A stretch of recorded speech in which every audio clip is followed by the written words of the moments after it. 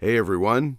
In this entry, we'll be taking a look at Belloq, the French archaeologist from the first Indiana Jones film, Raiders of the Lost Ark.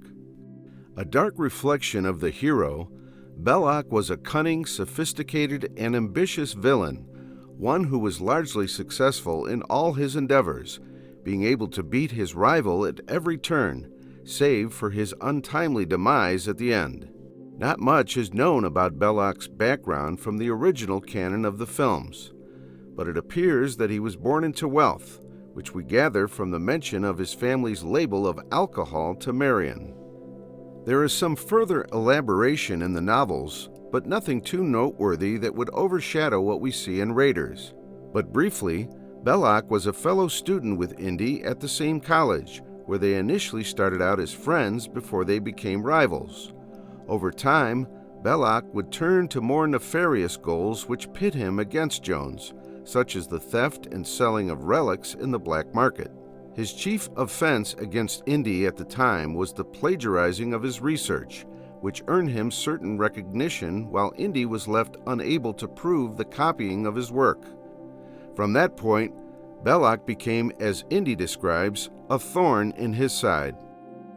But even without knowledge of this rivalry, we get a good feel of their long-standing animosity with Belloq's opening line in Raiders, where he tells Indy that there is nothing he possesses that he cannot take away, yet another instance of stealing credit for his work. The most striking thing about Belloq is that of his own admission, he describes himself as a shadowy reflection of Indy. To quote Belloq, "Archaeology is our religion, yet we have both fallen from the pure faith." From just a cursory perspective, one can see how valid that claim is.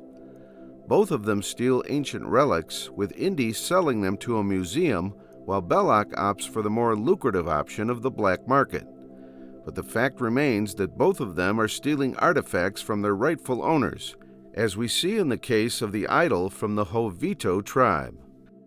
While Belloq is the one who is clearly more financially motivated, Indy himself bears a similar philosophy, with his express motto of fortune and glory, which we hear in Temple of Doom. It also bears noting that in the course of his quest for the Ark, Indy takes the lives of several people, and while all of them are done in self-defense, one can easily suggest that he is a tad too quick to resort to lethal means at times. Perhaps Belloq would be just as culpable of such violence as well, if he were the more physical type like Indy. But what Belloq lacks in comparison and brawn, he makes up for it in his cunning nature, often manipulating others to serve his purposes, whether with the Jovitos to steal their own idol, and now with the Nazis to secure the Ark. This alliance with the Nazis represents a clear, distinct line between him and Indy. While Belloq may think that Indy is in denial for taking the moral high ground, at the end of the day, Indy didn't choose to align himself with a fascist group responsible for genocide. Belloq's alliance with the Nazis is particularly troubling, given the fact that he is French, and the French were enemies of the Nazis, with their government fighting against Germany at the time. It bears testament to how devious Belloq is, that he would betray his country's values for the sake of his own betterment. As Indy mentions, his blood is more mercenary than French. But despite him working with the Nazis, Belloq holds a low opinion of them, calling their excavation methods primitive. He doesn't see them as allies or friends, but simply a necessary evil in the course of his work. And on a side note, the fact that Belloq would support the usage of the Ark in warfare against the very people who were the custodians of it shows how much in error he is.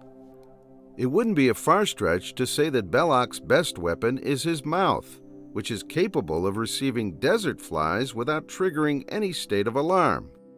On a serious note, Belloq is a persuasive man, being able to convince Colonel Dietrich that he should have prior access to the Ark before it is delivered to the Führer.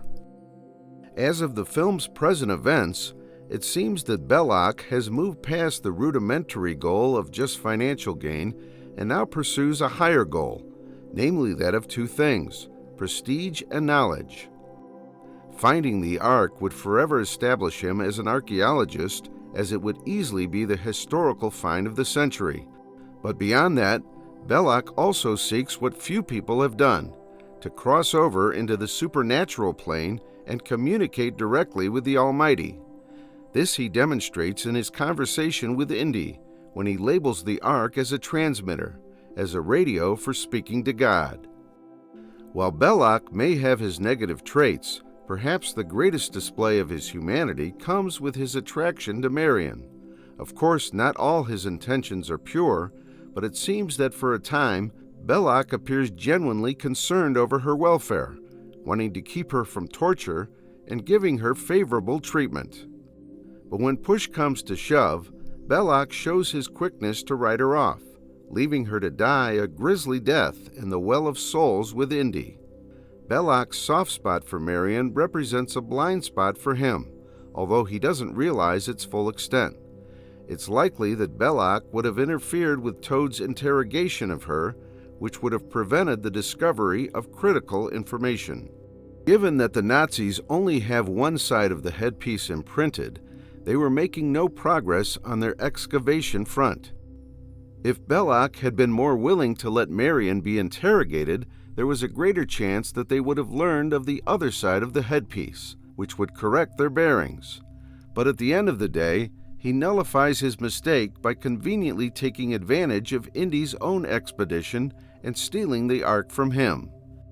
Belloq's persuasion leads to his shining moment in the film, which also demonstrates his ability to get into the mind of his opponent.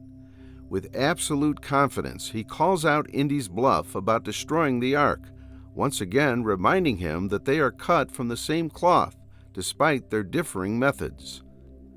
Interestingly, Belloq and Indy start off on contrasting religious footings, with Belloq being somewhat spiritual while Indy remains a skeptic, saying in his own words that he doesn't believe in superstitious hocus-pocus. Both of them yearn to see the contents of the Ark, but it is the skeptical Indy who decides to heed the warning on the headpiece not to disturb the Ark, which saves him and Marion at the end. Belloq, blinded by his own ambition, ignores this warning and finds out too late that there are some things that men are not meant to behold. Did he achieve his goal at the end? In a manner of speaking, yes, but at too high a price. In light of his quest for knowledge, perhaps it's fitting that his melon explodes from what could be seen as an overload after he and his comrades emit spine-chilling screams. Unlike Indy, Belloq couldn't let his archaeological ambition go, which led to his untimely demise. But at the end, he still remains a worthy adversary for Indy, one who bested him at every turn, and one who reflects a moral state that he could fall into if he weren't careful. So what do you think of Belloq from Raiders of the Lost Ark, folks? Let me know in the comments below. Thanks for watching, and take care.